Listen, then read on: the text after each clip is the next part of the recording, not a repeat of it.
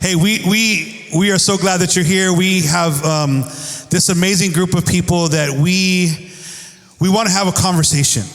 And the conversation will be around this thing of what we learned during lockdown. How many of you have experienced a season like no other season before in this last couple of years? We have as a culture, as a society, as here in America, we have as individuals, as families, but I think there's something very unique that the church experienced, that we experienced as believers, as a family of God, as children of God. And so we want to just have a conversation about that. So I'm going to introduce this amazing group of people. So this is Charlotte Bender. You guys can say hi, Charlotte. So Charlotte and Marlon, they led Radiance Church in Commerce City, Colorado.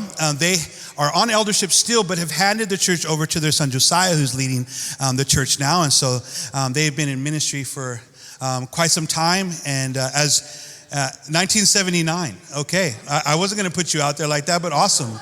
Hallelujah. Yeah, atta girl. Let's go. Yeah, so there is some wisdom on the stage. And as you heard, some power on the stage too. Yes, for sure. So hi, Charlotte. This is Terry Barr.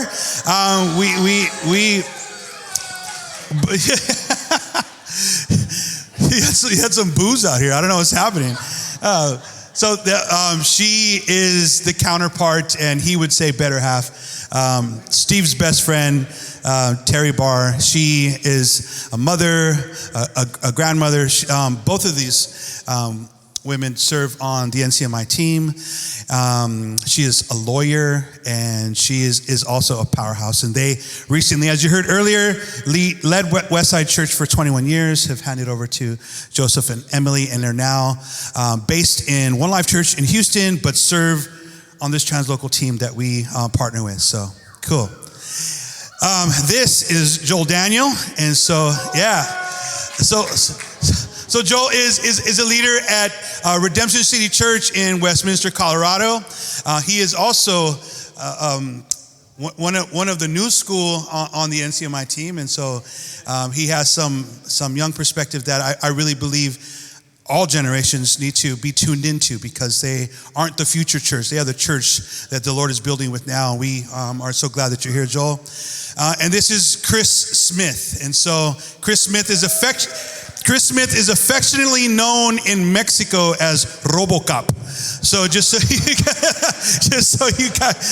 you guys know, Chris Smith led South Coast Church in San Clemente for many years. Has relocated up at Redemption City, serves on the NCMI team with Tyron, and also is an elder at Redemption City Church. And his wife Cheryl and their two boys are doing amazing up there. And so this is our panel.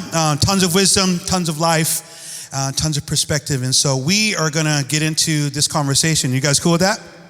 All right, cool. So I saw some questions to them, and I'm hoping that these will be great provokers for us today. So the first thing I wanted to start off with, and Chris has the mic, so maybe we'll just start there, is, so we understand that much was lost. I think we can all agree with that much was lost during the pandemic. I mean, if you just think about all of the things that we have had to do without, all of the things that we realized was not necessary, all the things that was stripped away, much was lost. But I wanted to ask this panel, what was gained in this last 18 months, 2 years, what was gained? I think there's a lot of focus on, hey, this is what we were missing, this is what we had to do without, but what would you guys say that you have seen, that you've gained, or maybe that we have gained? So, start with you. Yeah.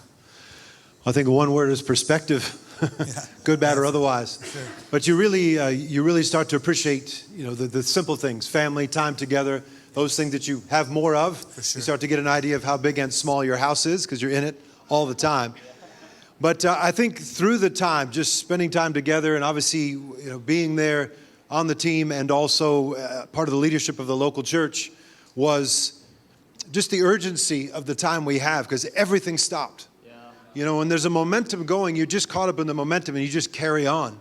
But suddenly when it all stops, you get a chance to observe it, to look at it, to see what it is you've been a part of, and to just realize we were caught up in getting on with things but missing the point. And so I think for me, just the urgency has just stirred in me since the lockdown and that is a gain, because the urgency gets us focused on the right things and giving ourselves to the right things, putting aside the other stuff that we can't do anymore and getting on with that which we need to do more than ever. Yes. Yeah. Can I go? Yes, please. Yeah, I think similar for me too was I think you look around, and we've had the privilege of being able to travel a bunch too, and you go to a lot of partnering churches around the world or around the U.S. right now, but there's been a deep maturing that's taken place.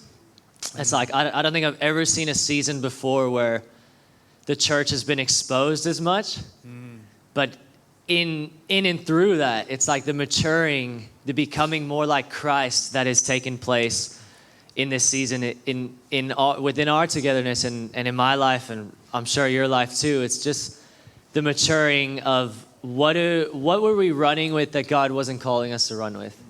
You know what I mean? What were we doing in our own strength or for our own selves or for our own glory or to make our church look good or to make ourselves look good?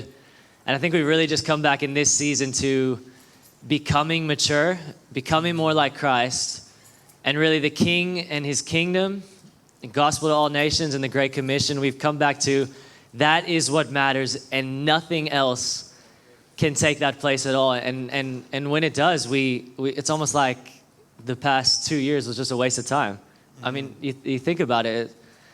It's like there were so many lessons that we've learned, and I think the maturing that's taken place in and through it all, that's what's been gained the most in and through local churches and certainly in my own life. Yeah, awesome. Do you want to keep on this? Yeah, we'll start off with this one. Okay, Then because I definitely want to answer the next one. Okay. Yes, ma'am.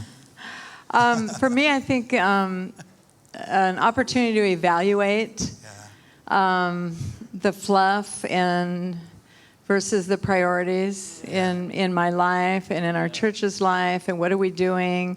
What are the important things that we want to continue doing? And just getting a new perspective and having more time, and to be able to get back to priorities and do the things that we know that we're called to, spend more time with the Lord.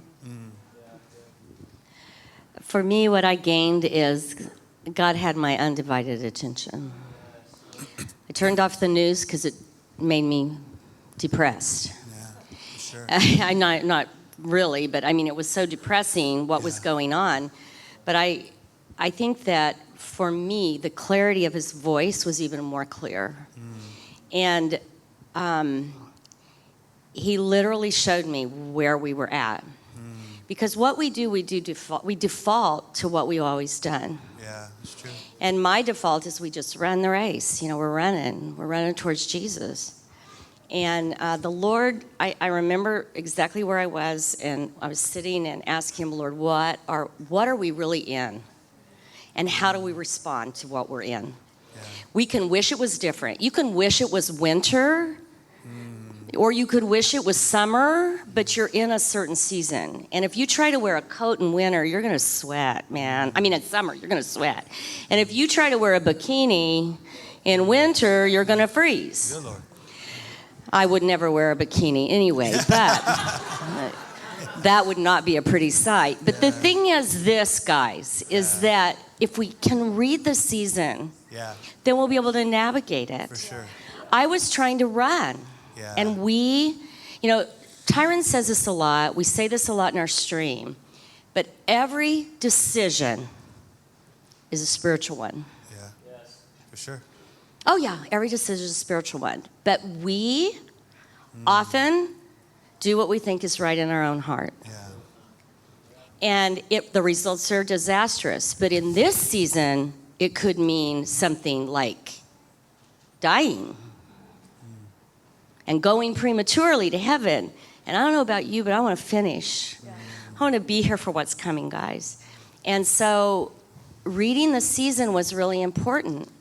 And one of the greatest revelations for me that came out of that was he showed me a minefield. And he said, Charlotte, you are going to, and the leaders are going to have to navigate through a minefield, which means every step needs to be prayed about. Yeah. And everywhere you step, and it has changed my life. Because I see people making crazy decisions right now in crisis.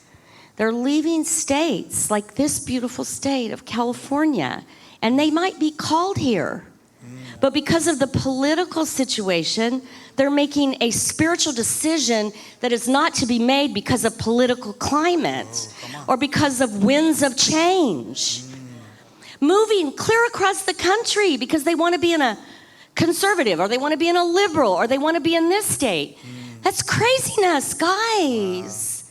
We follow the King of Kings and the Lord of Lords in every season, no matter what comes, and every step is crucial. Yeah, that's fair. And it's changed the way that I'm living, and I'm thankful for it and grateful. Awesome. Yeah, you can have Terry hold it. I think when we think about those things that the Lord wanted us to gain, when he is stripped away, our tendency is to want to pick up those things that we lost. And friends, we have to fight against that. Those things that the Lord has taken away, we have to be discerning on what those things that he stripped away, and not go back like a dog goes back to his vomit to pick up those things. We have to let them die, let those things be, so that we can continue to run with what he has given us to carry. So for sure, well done. Two, Terry, I'll start with you. The lockdown exposed so much. It exposed so much. You just think of culturally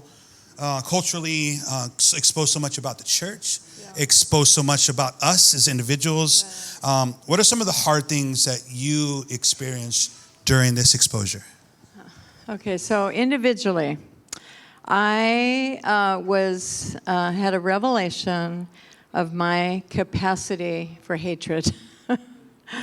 I got angry and bitter over what was happening, and just hatred over all of this. And when you try and put that on people, like not anybody in the church, not anybody that I personally knew, but trying to put it on, people on the news, and that's not where it belongs, right? That's not going to do anything. And our hatred needs to be toward the enemy and fighting the enemy who comes to steal, kill, and destroy, and who wants to take every single one of us off track. Right. And derail us, kill us, take us away from the call of God on our life, take us away from our faith, take us away from believing in God. And we saw that over and over and over. People just walking away. So, so I'm like, wow, I can really hate. And so anyway, that exposed that, and I began to see that it's not people, it's not flesh and blood, like the word said. It's not flesh and blood, but it's powers and principalities in high places. And so I put my anger in the right place, and even other people who don't have the same opinion, like culturally, there's a lot of division. There's a lot of people that. So divisive, and our country is so polarized. If you believe this, people hate you. If you believe this, people hate you. And they're not going to come back in the middle. And so we as Christians, we need to be the light, and we need to love every single person. It doesn't matter. Doesn't matter if they have a different opinion. We can sit down with them and say, how are you doing during this time? And not get involved in angry, bitter conversations, and not going there, because we put up walls, right? Yeah. Every time we disagree with somebody, we have a different opinion, we put up a wall. And to get over that wall to share Jesus is probably, we've made it impossible because of what we've shared, right? I have very strong opinions, and I think that I'm right. But what needs to speak louder, so much louder, is Jesus. That's worth fighting for. So we have to choose our battles. And yes, we vote. And yes, we speak up for the unborn. And we speak up for what's right and what's wrong when it's biblical. But we love people, and we try and stay away from those things, and we need to be passionate about the gospel and sharing Jesus with people. And there is so much opportunity to share Jesus right now. And sorry I'm going on and on, but I think that we need to be so intentional right now with our time and what we give ourselves to. So we can share with somebody and they put up a wall. It's like, they're not going to have anything to do with us. Walk away. Don't spend your time there because there's other people who are soft and open and ready. Go where and speak to and give your time and attention to the people that are open and ask God for open doors, and He's going to give them to you. I mean, we ask Him for divine appointments. Open up your eyes. He's going to give you divine appointments. You just begin to share something, like, what are you going to do this weekend? They always ask you that at the bank, right? What are you doing this weekend? Well, I'm going to church. We've got some awesome meetings. Have you been to this church? And do you know Jesus? And, you can see if they're going to be open. And they might just say, oh, and turn around and, finish. And then it's like, okay, closed door. But there are open doors. And we need to be intentional about using this time to bring people in the kingdom.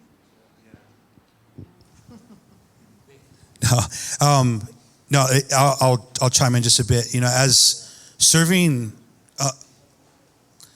as an elder in a minority church, primarily a minority church, it was very easy to give myself to some of the fleshly things when we get exposed because I felt like I had to protect my people, especially during a crazy season. And I had to be reminded about Jesus' leadership. Man's leadership is vertical, right? It's left and right. Horizontal. Jesus' leadership is vertical. He serves in two ways. First, on earth, he served from below, right? He washed feet. This is Jesus' style of leadership. Secondly, he served from above because he reigns, and this is where God has seated him. And so he didn't have allegiances this way. Right? He said from above and from below. And I think we need to learn that style of leadership. Because if we're leading this way, we're going to give ourselves to flesh. Right? But if we're leading this way, we're going to give ourselves to spiritual things. And so a lot of lessons learned. We have to love and protect the people that God has called us to. But it has to be in the vein of the kingdom. And so that's definitely one of the things that... one of the hard things that I had to learn because I'm very easily passionate about the people that God has called me to serve and will pull out a big stick anytime I need to protect them. But I think we really have to understand how Jesus leads and what that meant to us. So cool. Hey, let's go to number 3 real quick. I believe that you all carry a shepherding gift in the lives of your church. Maybe Chris, you can kick off with this. As shepherds, what has been the most difficult thing for you in this last season? Leading people, caring for people in the church, during a pandemic, during a lockdown. What's been the hardest thing for you in concern for the people that you've experienced in this season? Yeah, I think our lack of connectedness in reality, we were so used to the Sunday morning hellos and how you doing, I'm good. But we found out we really weren't connected. When people couldn't leave their homes, we hadn't built well enough to be connected across the board. People were struggling, people were suffering, and we'd find out too late. People left the church because no one knew they had COVID. And it wasn't a reflection on them, it was a reflection on us. So as a shepherd, it was heartbreaking to know that people that should have been with us, were meant to be with us, left because we failed to make sure that there was a way to love and a way to care regardless of circumstances. Because again, we relied on something that was a Sunday morning gathering rather than family and connectedness. Yeah, that's true. That's good. There were a lot of things, there were a lot of things during this time that were extremely difficult. There was tremendous financial pressure. We lost 85% of our budget 1 month, and second month, and third month, and how's God going to provide? But I think the exciting thing was I could see Josiah shaking, his knees shaking, And I was just like, son, been here before. We're going to get through this. We don't know how, but we're going to get through this. God is not surprised. He's on the throne. He's going to take care of us. God has been so faithful. But the hardest thing for me personally was that my Mother's Day program was shut down. I was caring for my mother, who was 89 years old and with dementia. And I went from caring for her just, in the evenings, and then I would just have to cover those, to caring for her the whole time. And it was really, really hard. But the Lord really showed me that is just as important as going to the nations. My mother passed away last year, and it was time that I would never have had. And God is faithful. She died at home with her family around her. It was wonderful. It was beautiful. If you've never been with anyone who died and loved the Lord, it's the most beautiful experience. But it was a very hard thing because I never could hand her off.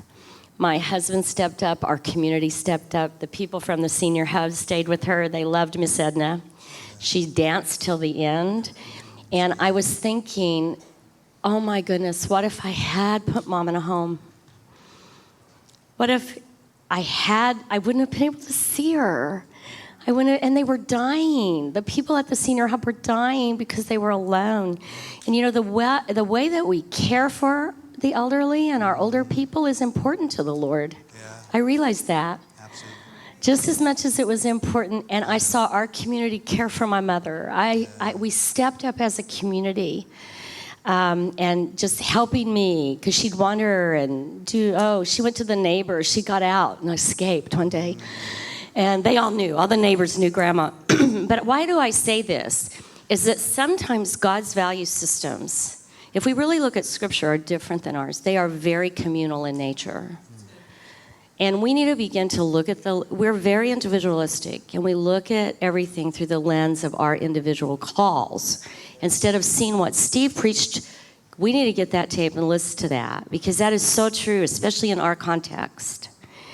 And, but it wasn't easy. It wasn't an easy thing to go through, but it was a blessed thing. And it was, not everything you do in life is easy, but it's blessed. It's graced. He graced me. And I remember the day she died. My middle daughter, she put her arms around me and she said, Mama, you did such a good job caring for my grandma. You did such a good job. Now, that's not a big deal to you, but that was a big deal to me, because my kids were like, they saw the strain. They saw what it was like. And it was kind of like when we get to see Jesus, he's going to say, well done, Ty. Tyron, my son, well done. Good and faithful servant, you finished. Because I was there when she finished, and it was like I had that same sense. And so in our lives, we need to understand that just because something is hard does not mean it's not God. That's true. That's true. It's good. Okay? Yeah. I learned that there is enough grace for God to give you for whatever season you're in. And he graced us to manage all these changes, to have my mom 24/7, to be still caring for children, to wear all these hats and all of that, because he was in it. See? Awesome. He is concerned about that. So just remember that. Just remember that. When I want, if this is tape, son, remember, you can care for your mother when she's old. No. Good. All right. Terry or Joel, do you have anything on that?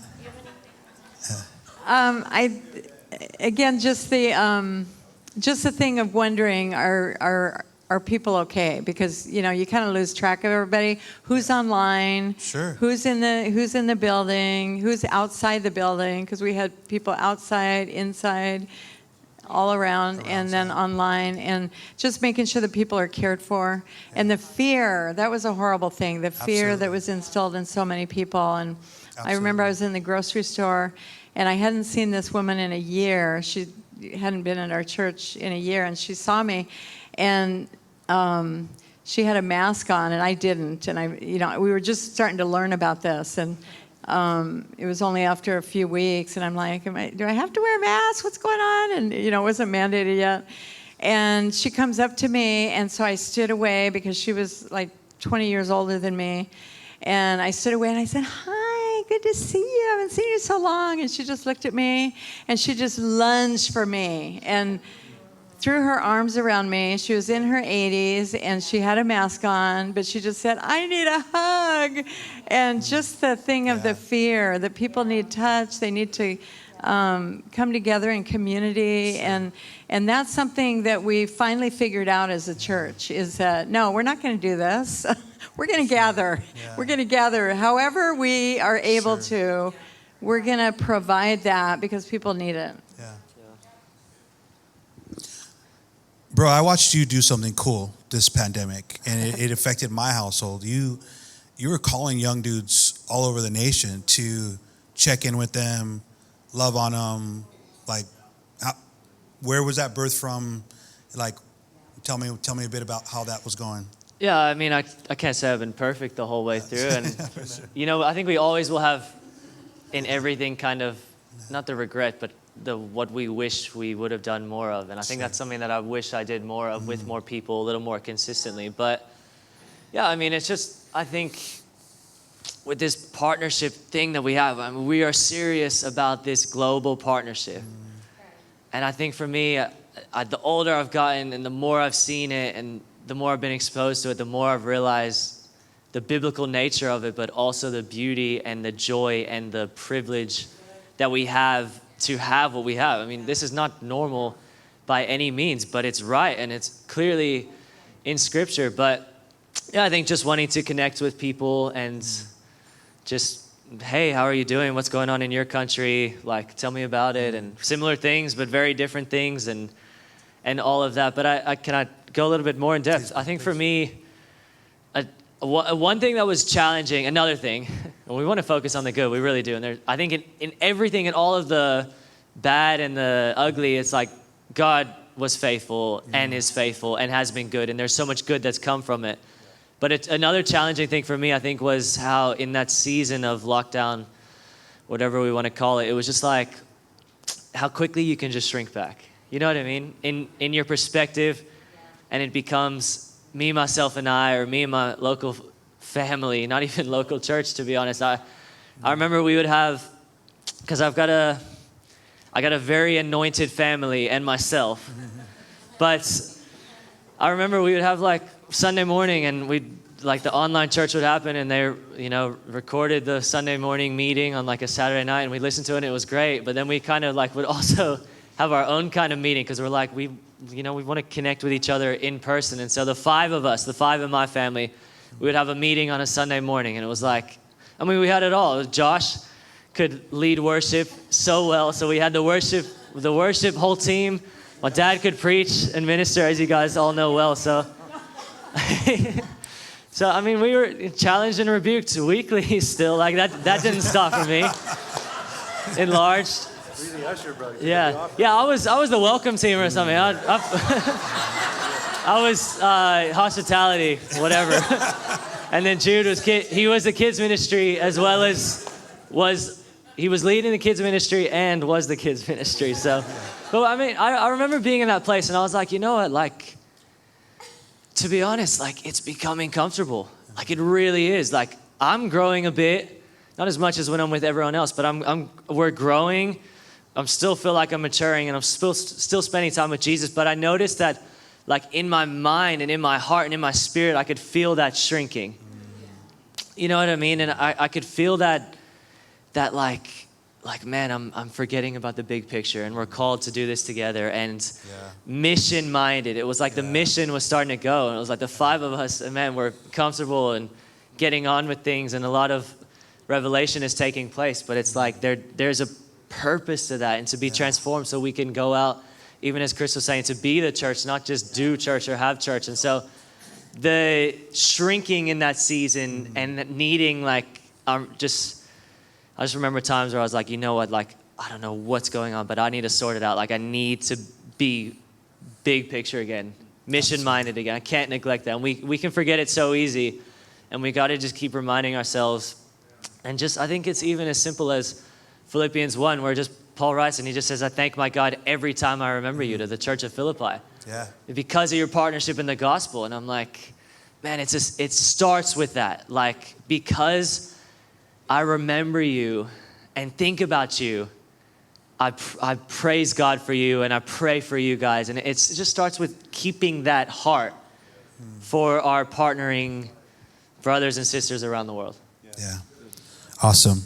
Terry, Steve, during his preach last session, talked about settling and how this season could absolutely give itself to the shrinking back that Joel's speaking about. We've seen ground taken in this last season. The testimonies of buildings being built, buildings being bought, handing over a church when everything, the common sense would say, no, hold on until this thing, how have you seen ground taken, even in the handing over? And some of you guys could be thinking about that too, but I think this is very significant to do something so radical in such a time. How have you seen ground taken in this last season? Yeah. What Steve was saying about listening to the Holy Spirit and drawing into his presence, spending time with him is so important. And if we don't have that, then we do struggle with change, and we do struggle with things that happen, and we do struggle with the pandemic, and we do struggle with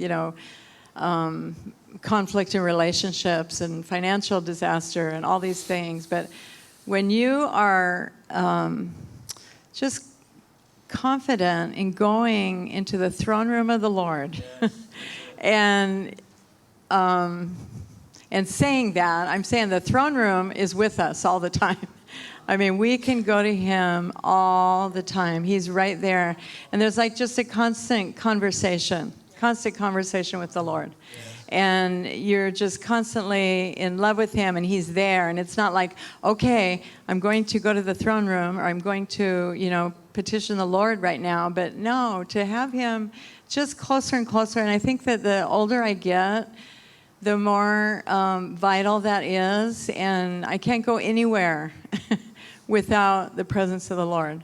And I don't want to go anywhere without the presence of the Lord. And so that's the foundation for, just Steve and I, the transition of it was probably a 5-year transition where he was always telling the church, I'm not going to be here forever. We're going to be transitioning this church at some point, and, letting the church know, but not knowing yet. And it was the end of 2019, before the pandemic, and we were praying, and I just said to Steve, I said, I think it's spring. I think it's spring of 2020. Is that right? No, spring of 2021. Wait, I've got my year wrong. So it was the end of 2020 that I was praying, and I said, I think it's spring, because we were, we kept saying, okay, God, when is it? When is it? It could be 6 months, it could be another year, whatever. And we just said we think it's spring, and so that it was like that resonated with both of us, and we said yeah. And as we were talking to Joe and Emily, we met with them weekly and all the things, and just getting ready. And Steve kept saying, well, it's 70% you, Joe. And every time we meet, okay, it's 75% it's you. And then, and it was not 100%. Increased measure of faith, bro. It was not 100% until he actually, hands were laid and we transitioned on that Sunday morning. Yeah. But so anyway, so during this period, the transition, then all of a sudden there's a pandemic, and then we get COVID. And so Steve had, it was all worked out, okay, we have this many more weeks of preaching. This is what I want to impart to the church. This is what we're going to teach. And all of a sudden we get COVID in February. And so it was 3 Sundays we were gone, 3 weekends. And so we're like, sorry, Joe, not this week. Looks like not next week. Looks like not next week. And so anyway, it was like, come on, God. This is our high point. We're supposed to leave on a high point. And then after you get COVID, what happens is you have COVID brain for 6 months. So anyway, all the things of doing the transition and packing and moving and all this stuff during this fog. But you know what? God is faithful and He's sovereign, and it doesn't matter. Why? Because it's not about us. That's true. So it did not matter one bit that God spoke, and we moved forward. And you know what? I tell people all the time, I said, we don't have one bit of looking back or longing or, oh, our church, or, oh, I wish we were still there, or, oh, those were the good old days. We have not had 1 second of that. It was the right time, and it was the right person, the right team, and God has blessed it and brought fruit, and they're doing awesome, and our church is flourishing and going further. And we're just happy to be able to come and visit and see the people, because we love the people. We love the people. So, Awesome. So anyway, pandemic. It was like that wouldn't have been my choice. Sure. But God is God. But the celebration was amazing. I mean, for those of us who were able to witness and see this legacy and this handoff, I mean, there was hundreds and hundreds of people there. It was powerful to see what the Lord is doing, and what a wonderful celebration. So, Charlotte, did you have something? I want to tag on to that a little bit. It was interesting we've been praying into Cuba for a lot of years, and people know that. And we were wanting to go to Cuba, and we were making plans to go to Cuba, and we were making plans to go to South Africa, and we were making plans to go to Haiti, and all of a sudden those plans stopped. But God opened Cuba to us during the pandemic. Wow. There was Chris sent over, someone reached out on NCMI, so Marlon reached out to this guy, and I learned how to use Zoom. Yay. Anyway, and my husband's been meeting with this pastor. He leads 23 churches over there, and they've been meeting monthly on Zoom. And so during the pandemic, when they had their revolution, he continued talking to him and all of that. And, they had 43 pastors disappear. We were able to pray about that. 20 of them have come back, they've found, but some of them just disappeared during the revolution. And I thought, God, you're awesome. When Paul was in prison, he wrote 2/3 of the New Testament. Right? You're awesome. During a pandemic, you're opening Cuba to us. Who would have thought? Yeah, I don't really like technology, to be honest. But I have been so grateful for it. And to have those monthly meetings, we're developing a relationship with these people that would not have been established. And here with the revolution, who knows when we're going to actually get in there? But they're having encouraging times, Marlon's, words, and it's just been really cool. And so don't limit God. He can open a nation to you even during pandemic.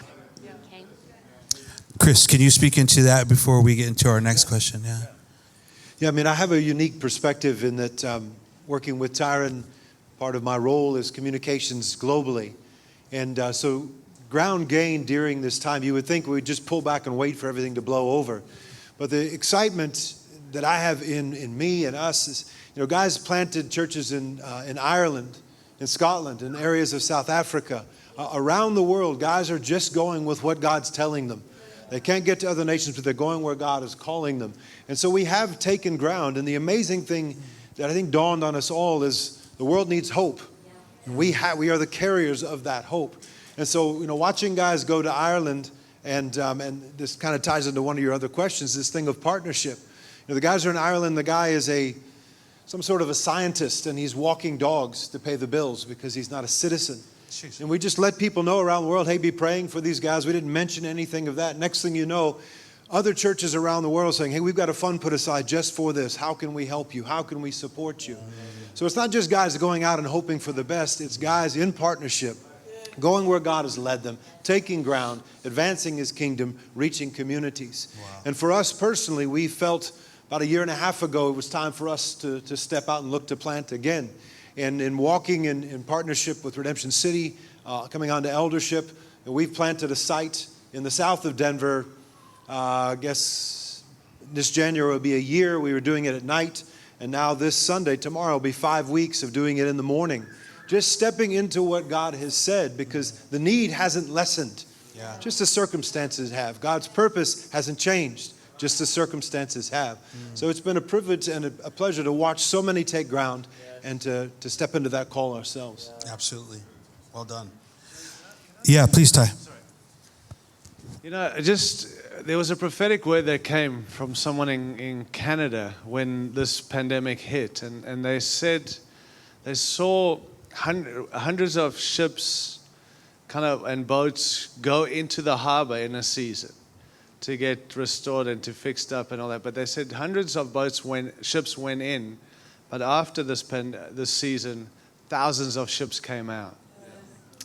And we really held on to that, saying, although we weren't able to do what we were doing and gather, and we've seen that, honestly, that as over this season, God has multiplied churches, people got saved, people have been healed, more partnerships have come.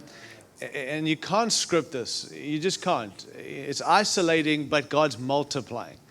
And we have seen, as things begin to open again, thousands have come out when hundreds have gone in. And so it's just God is doing this. He doesn't need us to meet for this to happen. He just needs us to keep doing what He's called us to do. And so we have seen that. I just want to encourage you, stay in that place of multiplication. And God is doing this. And He allows this, as we keep saying, but we are seeing more come out of this than what went in. And you wouldn't believe that, but it's true.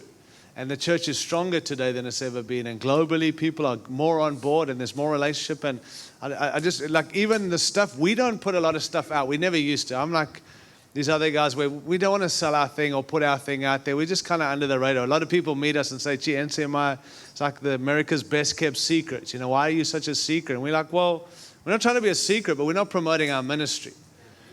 And they're like, yeah, that's cool, but we need to hear about what God's doing. And so this pandemic forced me to have to put stuff publicly that I would just be sharing with our guys. And since that, God has brought people who found what we talk about, what we believe, and say, we want to be part of that. Yeah. And so God's even used this that forced us online in NCMI to now have churches in America partnering with us. Because they found our stuff online because we were forced to be online because of the shutdown. So God is definitely multiplying. So it's good news. That leads to my next question. But Steve Sudworth, in his session, was talking about how it starts as an individual, but then it goes to local, and then it goes local church, and it goes to partnership. And so, if we know this thing of, as an individual, we were never meant to walk this walk alone. The same thing for us as local churches. We're not meant to walk and do this thing alone as a isolated local church. And so my question to this panel is, how or what role has partnership played in this lockdown for you? And what has been, kind of the benefit of that, of knowing that you're not alone? Maybe you guys have some examples of, hey, what this has meant to you, of being in partnership with a translocal team, with the churches represented in this room and beyond, and really how has that manifested in this last season for you guys? Yeah, I think for me, I mentioned it in the last thing I said, but partnership it's been everything for us. I mean, really, like I said, we carry every local church that we're in partnership in prayer like they're our own local church. And so, I mean, even it's been so cool for us as Redemption City Church back home, even doing every now and then we have prayer meetings every Wednesday night. And every now and then we'll hop on a Zoom call, FaceTime call, Skype, whatever you want to call it, but with another partnering church somewhere in the world. And sometimes it's been U.S. churches, and sometimes it's been, even last week we did one with Russ and Mary Doty in Tasmania, and Redemption Hills Church in Tasmania, Australia. And it's just this is stuff that I don't think we would have been doing before the pandemic. But it's we've seen how people in our local church have begun and are continuing and are growing and catching that heart of, man, this is partnership. This is deeper than an equip once a year or a global equip every 5 years. This is we're friends. We're partners in the gospel, and partnership is not what can you get. It's always what can you give. And if you're in it for what can you get, you're what we like to call a parasite.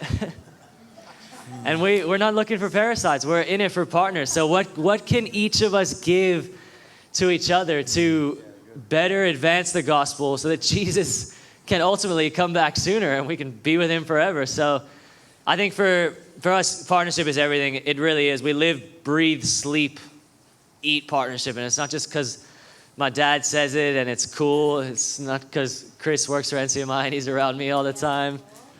Yeah, my dad is cool. But it's big. It's real for us. And so we want to say to all of you guys, we hope that you have caught the bigness of what we're a part of.